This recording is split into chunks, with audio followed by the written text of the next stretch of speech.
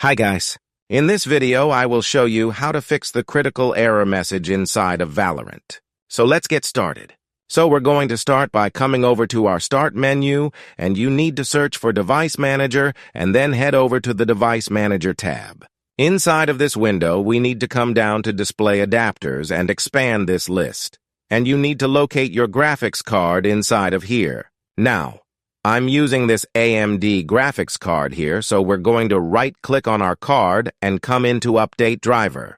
Then you need to press Search automatically for drivers, and just ensure you're running the latest driver for your device. And if you're fully up to date, we can then close out of these windows. I'm going to head back over to the Start menu, and this time search for Settings, and then tap on the Settings icon from the left here, scroll all the way down to Windows Update, and you'll need to press this Check for Updates button, just to ensure we are running the latest version of Windows, as sometimes this step is overlooked, but it can help fix the critical error message. So once you've installed any pending updates inside of here, we can just close out this window, and the next thing you need to do is head back over to the Start menu, and we're going to search for Run, and then just tap on the Run icon in this search box. We need to type in msconfig, and then hit Enter, and then head over to Services tab from the top here. And we need to select Hide All Microsoft Services, and then just scroll all the way down this list, and make sure you have VGC ticked here.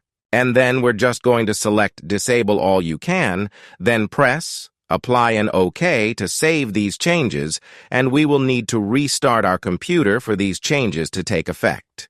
But for now, we can just exit out of this. And we're going to head back over to the Start menu, and you're going to search for Services, and then just tap on the Services tab from this list. We need to scroll all the way down to the bottom, and we're looking for a service called VGC. And once you found this service, we just need to double-click on it, and make sure the startup type is set to automatic, and make sure the service status is set to running, and we can then press Apply and OK to save these changes. We can then head out of here, and you need to come back over to the Start menu. This time we're going to search for CMD and then right-click on the command prompt and run as administrator. Inside of this black window, there's just a couple of commands that we need to type in. So the first one is netsh space winsock space reset and hit Enter. And lastly, type in ipconfig space /flushdns and then press Enter. And then close out of this window, and we're finally going to come over to our Valorant application. I'm going to right-click on this, come into Properties.